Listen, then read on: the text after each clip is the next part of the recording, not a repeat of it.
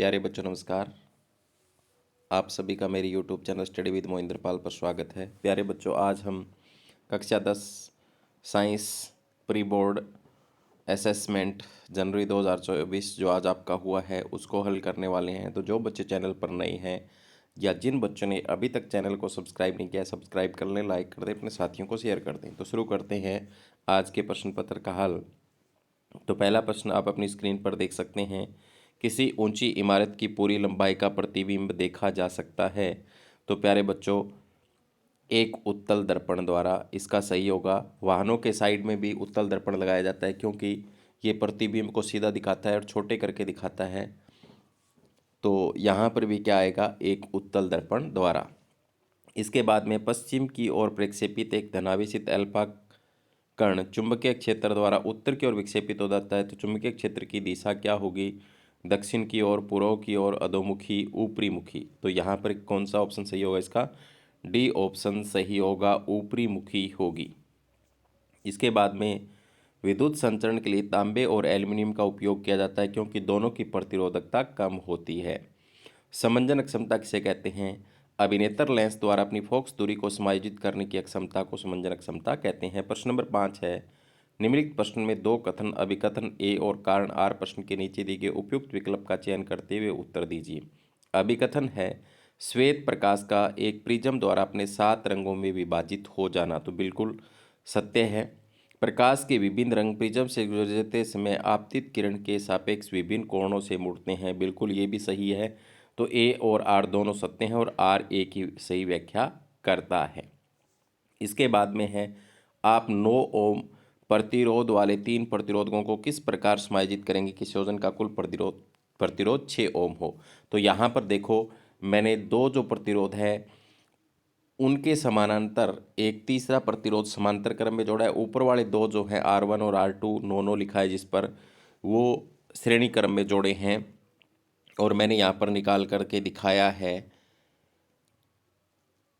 तो यहाँ कितना आ गया देख सकते हैं आप लास्ट में, R बराबर 6 ओम। तो इसी तरीके से आप भी कर सकते हैं। आगे है एक विद्युत मोटर। इसका अथवा है 220 वोल्ट के विद्युत धारा स्रोत के 5 एम्पीयर विद्युत धारा लेती है। मोटर की शक्ति था मोटर द्वारा 2 घंटे में उपभोग की ऊर्जा निर्धारित करें। तो आई यहाँ पर 5 एम्पीयर है दी हुई है। विभवांतर 220 वोल्ट है। टी समय 2 घंटे है। मोटर की शक्ति होती है पी वी आई। तो P बराबर 220 गुणा 5, तो 1100 वाट या 1100/1000 करेंगे तो 1.1 किलोवाट हो जाएगा। इसके बाद में उपभोक्त ऊर्जा जो होती है E, वो होती है P गुणा T। तो E बराबर P का मान 1.1 अभी हमने निकाला है और समय 2 घंटे, तो 2.2 किलोवाट घंटा ऊर्जा जो है वो खपत की गई 2 घंटे के अंदर। इसके बाद में आगे है तारे क्यों टिमटिमाते हैं। तो इसका उत्तर मैंने ऊपर लिखा है। तारों से आने वाला प्रकाश का वायुमंडलीय अपवर्तन के कारण तारे टिमटिमाते प्रतीत होते हैं। पृथ्वी के वायुमंडल में प्रवेश करने के बाद तारों का प्रकाश विभिन्न अपवर्तनांक वाले वायुमंडल से गुजरता है, इसलिए प्रकाश का लगातार अपवर्तन के कारण दिशा बदलती है जिससे तारे टिमटिमाते प्रतीत होते हैं। आगे है ओम का नियम। तो ओम का नियम भी मैंने यहाँ पर लिखा हुआ है। किसी विद्युत परिपथ में धातु के तार के सिरों के बीच विभवांतर तार में प्रवाहित विद्युत धारा के समानुपाती होता है।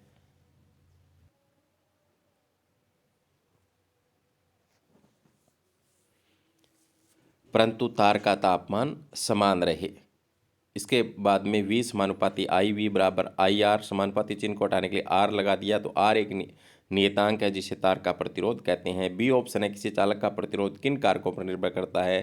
तो नंबर 1 चालक तार की लंबाई पर। तो चालक तार की लंबाई के समानुपाती होता है प्रतिरोध। चालक तार के अनुप्रस्थ काट के क्षेत्रफल के व्युत्क्रमानुपाती होता है। R समानुपाती 1/A लिखा हुआ है। तीसरा पदार्थ की प्रकृति पर भी निर्भर करता है और तापमान पर भी निर्भर करता है। इसके बाद में आगे है किसी छड़ चुंबक के चारों ओर चुंबकीय क्षेत्र रेखाएं खींचिए। चुंबकीय क्षेत्र रेखाओं के गुणों की सूची बनाएं। विद्युत परिपथों तथा सांधित्रों में सामान्यतः उपयोग होने वाले 2 सुरक्षा उपायों के नाम लिखें। परिनालिका क्या है? किसी विद्युत धारावाही लंबी परिनालिका के भीतर चुंबकीय क्षेत्र कैसा होगा? किसी विद्युत परिपथ में लघु पतन कब होता है? तो यहाँ पर सबसे पहले हम देखेंगे किसी छड़ चुंबक के चारों ओर चुंबकीय क्षेत्र रेखा खींचनी है, उसके गुण लिखने हैं। तो यहाँ पर मैंने स्क्रीनशॉट लिए हुए हैं, तो यहाँ आपको मैं दिखा देता हूँ उन प्रश्नों के आंसर। ये देखो, किसी छड़ चुंबक के चारों ओर उत्पन्न चुंबकीय क्षेत्र ऐसा होता है। जो चुंबकीय क्षेत्र रेखाएं है वो नॉर्थ से निकलती है और दक्षिण में इंटर करती है, अंदर है वो साउथ से नॉर्थ की तरफ होती है। तो यहाँ पर इसके गुण भी लिखे हुए, चुंबकीय क्षेत्र रेखाओं के गुणों की सूची बनाई है। तो चुंबकीय क्षेत्र रेखाओं के निम्नलिखित गुण हैं। चुंबकीय क्षेत्र रेखाएं चुंबक के उत्तरी ध्रुव नॉर्थ से प्रारंभ होकर दक्षिण ध्रुव पर समाप्त होती हैं तथा एक बंद वक्र का निर्माण करती हैं, परंतु चुंबक के अंदर क्षेत्र रेखाओं की दिशा दक्षिण ध्रुव से उत्तर ध्रुव की ओर होती है। किस बिंदु पर चुंबकीय क्षेत्र रेखा उस बिंदु पर चुंबकीय क्षेत्र की दिशा दर्शाती है।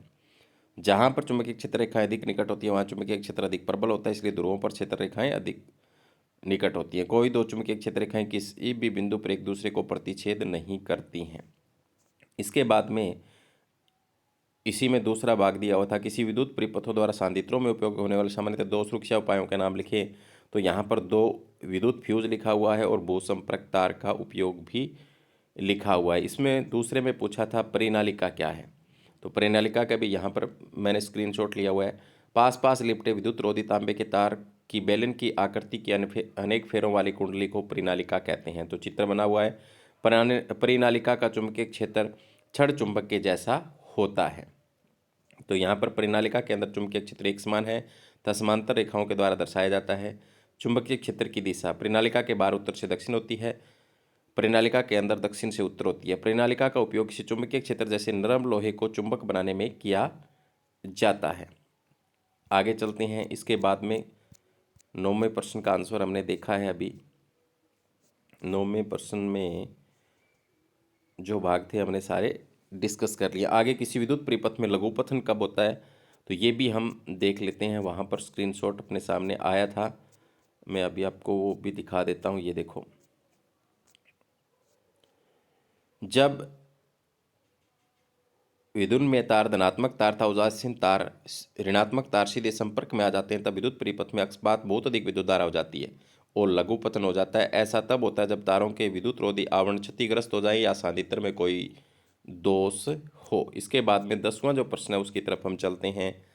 10वें प्रश्न में हमसे क्या पूछा गया है। 10वें में पूछा, एक समतल दर्पण द्वारा उत्पन्न आवर्धन प्लस 1 है, इसका क्या अर्थ है। तो प्यारे बच्चों, इसका अर्थ है जो प्रतिबिंब जो है उसका साइज बराबर है वस्तु के। तो यहाँ पर मैंने इसका भी स्क्रीनशॉट लेकर के आपको दिखा देता हूँ। देखो एक बार, ये यहाँ देखो, एक समतल दर्पण द्वारा उत्पन्न आवर्धन प्लस 1, इसका क्या अर्थ है। तो यहाँ पर m बराबर +1 दर्शाता है कि प्रतिबिंब था बीम के साइज बराबर हैं। m का धनात्मक चिन्ह दर्शाता है कि प्रतिबिंब आभासी था, सीधा है। साथ ही प्रतिबिंब दर्पण से ठीक उतना ही पीछे बनता है जितनी दूरी पर वस्तु बिंब इसके सामने स्थित है। तो यहाँ पर हमने उसका आंसर भी देख लिया है। अब आगे चलते हैं।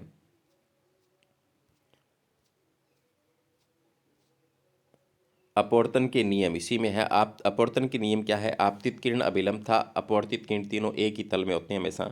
दूसरा है आपतन कोण की ज्या और अपवर्तन कोण की ज्या का अनुपात एक नियतांक होता है जिसे पहले माध्यम के सापेक्ष दूसरे का अपवर्तनांक कहते हैं। इसके बाद में है वायु में गमन करती हुई प्रकाश की एक किरण जल में तिरछी प्रवेश करती है, क्या प्रकाश किरण अभिलंब की ओर झुकेगी या अभिलंब से दूर हटेगी, बताइए क्यों। तो प्यारे बच्चों, वायु क्या है, एक विरल माध्यम है और जल क्या है, एक सघन माध्यम है। तो जब भी कोई प्रकाश की किरण विरल माध्यम से सघन माध्यम में प्रवेश करती है तो अभिलंब की ओर झुकती है। तो ऐसा प्रकाश के अपवर्तन के कारण होता है। इसका स्क्रीनशॉट मैंने नीचे लगाया, अब यह हुआ है लेकिन मैंने बोल करके बता दिया है। लेंस की अक्षमता को परिभाषित कीजिए, इसका ऐसा ही मात्रक क्या है। यदि लेंस की अक्षमता ऋणात्मक है तो किस प्रकार का लेंस है। लेंस के फोकस दूरी के व्युत्क्रम को लेंस की अक्षमता कहते हैं। P बराबर 1/f होता है। लेंस की अक्षमता का मात्रक डायोप्टर होता है जिसे बड़ी डी से दर्शाया जाता है। ऋणात्मक क्षमता वाला लेंस अपसारी लेंस अवतल लेंस होता है। इसके बाद में किसी वस्तु को उत्तल लेंस के 2f1 पर रखा जाता है तो लेंस द्वारा बनने वाले प्रतिबिंब का किरण आरेख खींचिए, प्रतिबिंब की स्थिति, आकार और प्रकृति का भी उल्लेख कीजिए। तो यहाँ पर मैंने आलेख खींच करके दिखाया हुआ है। अगर 2f पर रखिए तो 2f पर ही बनता है, समान आकार का समान दूरी पर उल्टा व वास्तविक प्रतिबिंब बनता है। इसके बाद में खंड ब है, रसायन विज्ञान का पोर्शन है।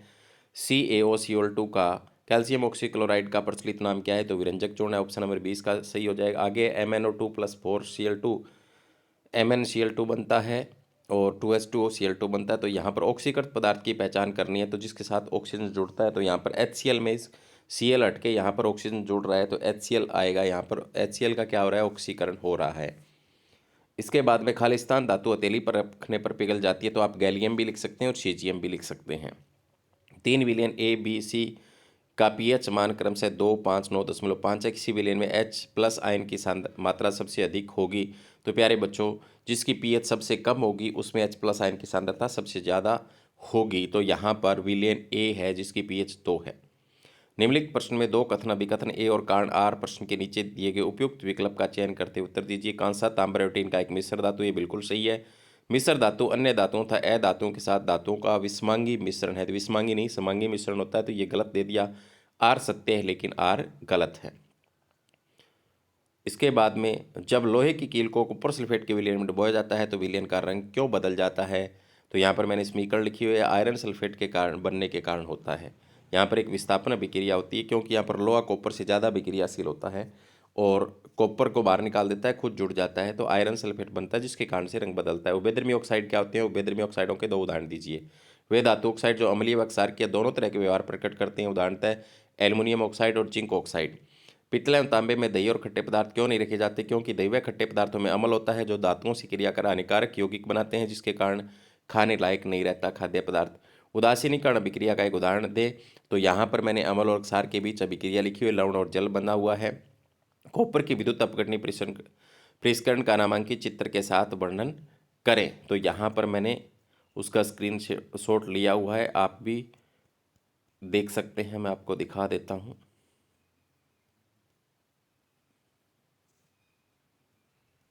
ये वाला धातु का परिष्करण, धातुओं में अपद्रव्य को हटाने सबसे अधिक उपयोगी विद्युत अपघटनी परिष्करण है।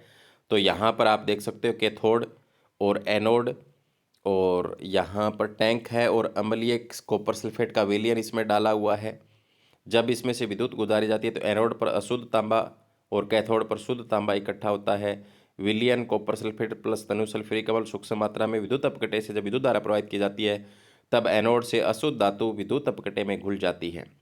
उतनी ही मात्रा में शुद्ध धातु कॉपर विद्युत अपघटन से कैथोड में निक्षेपित हो जाती है। अविलय अशुद्ध या एनोड तली पर निक्षेपित हो जाती है, जिससे एनोड पंख कहते हैं। तो यहाँ चित्र में दिखाई गई है। तो ये था। इसके बाद आगे क्या पूछा है हमसे, देखते हैं इसमें।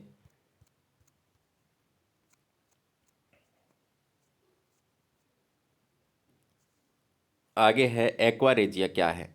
सांद्र हाइड्रोक्लोरिक अम्ल व सांद्र नाइट्रिक अम्ल का 3 अनुपात का एक का मिश्रण जिसे अम्लराज भी कहा जाता है। यह अत्यंत संक्षारक होता है जो सोना प्लेटिनम आदि धातुओं को घोलने में सक्षम होता है। एल्युमिनियम के किस गुण के कारण इसका उपयोग खाना पकाने के बर्तन के रूप में किया जाता है।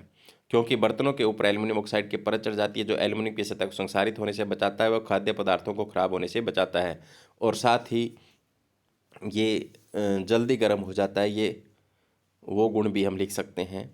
मध्यम अभिक्रियाशील और कम अभिक्रियाशील धातुओं का अयस्कों के निष्कर्षण में प्रयुक्त होने वाले विभिन्न चरणों का योजनाबद्ध आरेख बनाए। तो यहाँ पर मैंने मध्यम का बना दिया है, कम वाला नहीं बनाया। मैं यहाँ पर प्रश्न पढ़ने में गलती कर गया। तो आप अपनी बुक में ये तीनों ही दिए हुए हैं। ज़्यादा अभिक्रियाशील जो होती है अत्यंत अभिक्रियाशील उसका भी दिया हुआ है और मध्यम का बीच में दिया हुआ है। तो वो ग्राफ यहाँ पर बना सकते हैं। ऐसा जो चार्ट है वो बना करके दिखाया हुआ है, वही आपको यहाँ बनाना था। इसके बाद में समजातीय श्रेणी किसे कहते हैं, उदाहरण दीजिए। इसकी कोई दो विशेषताएं सूचीबद्ध कीजिए। तो इसका मैंने स्क्रीनशॉट लगाया हुआ है, मैं आपको दिखा देता हूँ। समजातीय श्रेणी वाला ये है।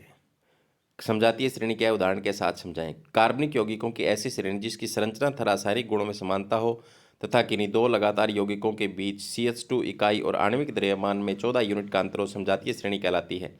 समजातीय श्रेणी को एक खास सामान्य सूत्र द्वारा व्यक्त किया जा सकता है। इसमें एक ही प्रकार के प्रक्रियात्मक समूह होते हैं, जैसे CH3OH, C2H5OH, CH3H7OH तथा C4H9OH के रासायनिक गुणधर्मों में अत्यधिक समानता है। इनमें CH2 का अंतर है और OH प्रक्रियात्मक समूह इन्हें CnH2n+1OH द्वारा सूत्र द्वारा व्यक्त किया जाता है। इसके बाद में आगे हमसे क्या पूछा है, अगले प्रश्न की तरफ चलते हैं। निम्नलिखित अभिक्रियाएं लिखें। तो प्रतिस्थापन अभिक्रिया लिखी है, तो यहाँ पर मैंने लिखी हुई है। CH4+Cl2, सूर्य के प्रकाश की उपस्थिति में एक हाइड्रोजन हट जाता है, CH3Cl बन जाता है और हाइड्रोक्लोरिक अम्ल। ऑक्सीकरण अभिक्रिया भी मैंने लिखी हुई है यहाँ पर। CH3 यानी C2H5OH एथिल अल्कोहल के क्षारीय के अमोनोफोर या अम्लीय K2Cr2O7 पोटेशियम डाइक्रोमेट की उपस्थिति में अभिक्रिया करवाते हैं तो यहाँ पर CH3COOH बनता है। तो मैंने अभिक्रिया लिखी। साइक्लोपेंटेन की इलेक्ट्रॉनिक बिंदु संरचना तो भी मैंने यहाँ पर बनाई हुई है। साबुन की सफाई की प्रक्रिया का वर्णन करें और निम्नलिखित यौगिकों का नामांकन करें। तो यौगिकों का नामांकन मैंने यहाँ पर किया हुआ है। जो पहला है वो प्रोपेनोइक अम्ल है, दूसरा एथेनॉल है और साबुन की सफाई प्रक्रिया वाला मैं यहाँ पर स्क्रीनशॉट आपको दिखा देता हूँ। ये रहा। उत्तर है साबुन के अणु लंबी श्रृंखला वाले वसीय अम्लों के सोडियम लवण होते हैं जिसके दो भाग होते हैं, लंबी हाइड्रोकार्बन पूंछ तथा छोटे आयनिक सिरा। उदाहरण के लिए यहाँ पर C15H31COONA लिखा हुआ है, C17H33COONA आदि। इसे हमें निम्न प्रकार से भी दर्शाते हैं। लंबी पूंछ हाइड्रोकार्बन की दिखा रखी है, COONA आयनिक सिरा दिखा रखा है, अथवा जल विरागी सिरा गोल सर्किल से भी दिखा दिया जल विरागी सिरा, और जल विरागी लंबी पूंछ हो जाएगी।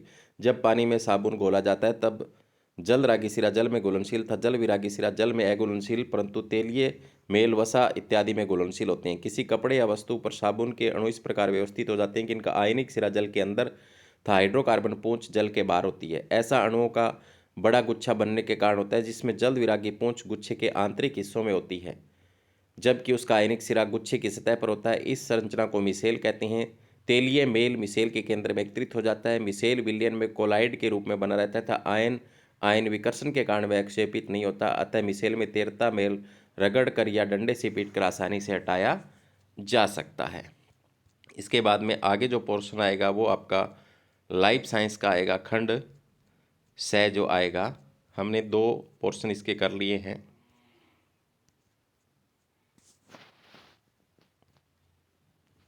ये देखो, इसके बाद में खंड से या सेक्शन C बायोलॉजी का है। शरीर की संस्थिति और संतुलन किसके द्वारा नियंत्रित होता है? तो प्यारे बच्चों ये अनुमस्तिष्क द्वारा नियंत्रित। ऑप्शन C यहाँ पर इसका सही होगा। जनन की एक विशेषता जो अमीबा स्टोर स्पाइर वगैरह में समान होती है, तो वे सब तीनों ही अलैंगिक रूप से प्रजनन करते हैं। पुष्प का वह भाग जो पुष्प के मध्य में मौजूद होता है तो स्त्री कैंसर कहलाता है। पाचन की क्रिया में एंजाइम ट्रिप्सिन के कार्य बताएं। तो ट्रिप्सिन प्रोटीन पाचन में महत्वपूर्ण भूमिका निभाता है। निम्नलिखित प्रश्न में 2 कथन है, विकथन ए और कारण आर के पीछे दिए गए उपयुक्त विकल्प का चयन करते हुए उत्तर दीजिए। मनुष्य में एक बच्चे का लिंग गुण निर्धारण उसके पिता से प्राप्त गुणसूत्र से होता है, तो बिल्कुल सत्य बात होता है। इसके बाद में एक बच्चा जो अपने पिता से एक्स गुण प्राप्त करता है वह लड़की XX होगी, जबकि एक बच्चा जो अपने पिता से वाई गुणसूत्र प्राप्त करता है लड़का XY होगा। तो ये बात भी सही है। ए और आर दोनों सत्य हैं तथा आर ए का सही स्पष्टीकरण है, बिल्कुल सही है। मेंडल के प्रयोगों द्वारा कैसे पता चला कि लक्षण प्रभावित या प्रभावी होते हैं और मानव में बच्चे का लिंग निर्धारण कैसे होता है? इसका अथवा है तो ये दोनों ही हम साथ देखते हैं। इसका स्क्रीनशॉट मैंने यहाँ पर लगाया हुआ है। इसमें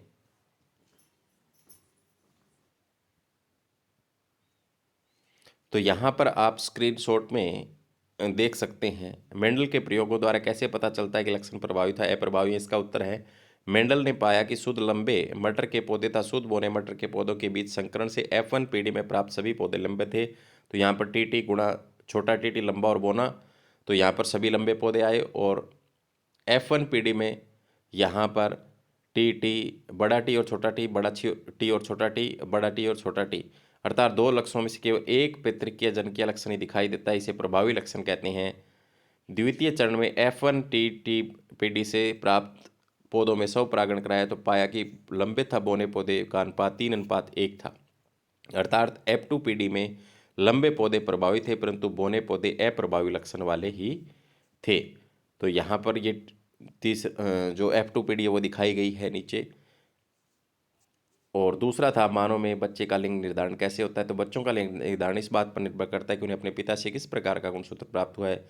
जिससे बच्चे को अपने पिता से X गुणसूत्र वंशागत हुआ है वह लड़की होगी, जिससे पिता से Y गुणसूत्र वंशागत हुआ वह लड़का होगा। तो यहाँ पर क्रॉस करके दिखाया गया है क्योंकि पिता में XY होते हैं और मादा में X होते हैं। मादा से कोई भी आ जाए और नर का निर्धारण करता है। नर से अगर एक्स प्राप्त होता है तो लड़की और वाई प्राप्त होता है तो लड़का।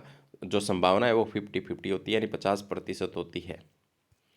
इसके बाद में आगे चलते हैं।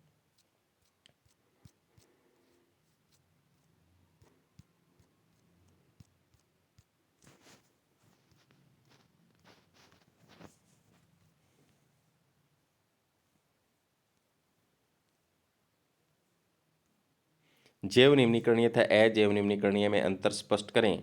इससे पहले हम ये देख लेते हैं। निम्नलिखित अंतःस्रावी ग्रंथियों द्वारा स्रावित हार्मोनों के नाम लिखते हैं, उनके कार्य का उल्लेख कीजिए। आउटो ग्रंथि से थायरोक्सिन हार्मोन स्रावित होता है।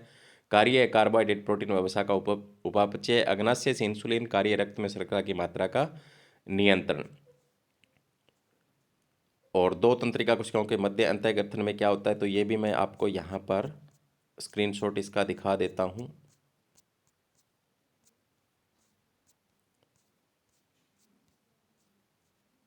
जैव निम्नीकरणीय पदार्थ जो सूक्ष्म जीवों के कारण छोटे घटकों में बदल जाते हैं, फलतः सब्जियों के छिलके, सूती कपड़ा, जूट, कागज आदि। अजैव निम्नीकरणीय पदार्थ भी यहाँ पर जो सूक्ष्म जीवों के कारण घटकों में परिवर्तित नहीं होते। और ये इस तरीके से भी लिख सकते हैं। तो दोनों स्क्रीनशॉट मैंने यहाँ पर लगाए हुए हैं। इसके बाद में आगे है दो तंत्रिका कोशिकाओं के मध्य अंतःगठन सिनेप्स में क्या होता है तो ये आप इसको पॉज करके वीडियो को देख लेंगे क्योंकि वीडियो लंबा हो रहा है। इसके बाद में जो आगे प्रश्न है वो मादा जनन तंत्र का चित्र है, तो यहाँ पर आपको मादा जनन तंत्र का चित्र बनाना है। इसके बाद में वर्कक में मूत्र निर्माण की प्रक्रिया है तो वो यहाँ से, और उत्सर वर्गाणु की रचना है यानी इसका चित्र भी आपको करना है। और हृदय का चित्र है तो वो भी मैंने यहाँ पर स्क्रीनशॉट में लगाया हुआ है, वीडियो को पॉज करके देख लेंगे। रंध्रों का खुलना और बंद होना से संबंधित प्रश्न पूछा गया। तो रंध्रों का खुलना और बंद होना द्वार कोशिकाओं पर निर्भर करता है। जब आसपास की कोशिकाओं से आयन द्वार कोशिकाओं में प्रवेश करते हैं तो इनके अंदर पानी भी आ जाता है जिसके प्राशन दाब बढ़ जाता है। द्वार कोशिकाएं फूल जाती है और अंदर खुल जाते हैं। जब द्वार कोशिकाओं में आयन आसपास की कोशिकाओं से बाहर चले जाते हैं तो प्राशन दाब कम हो जाता है, द्वार कोशिकाएं सिकुड़ जाती है और अंदर बंद हो जाते हैं। तो इस तरीके से ये प्रश्न आपसे पूछे गए थे इस प्रश्न पत्र के अंदर। तो वो सारे हमने यहाँ पर हल कर लिए हैं। वीडियो को आप पॉज करके अच्छी तरीके से प्रश्नों को पढ़ सकते हैं। तो आज की इस क्लास में इतना ही। धन्यवाद।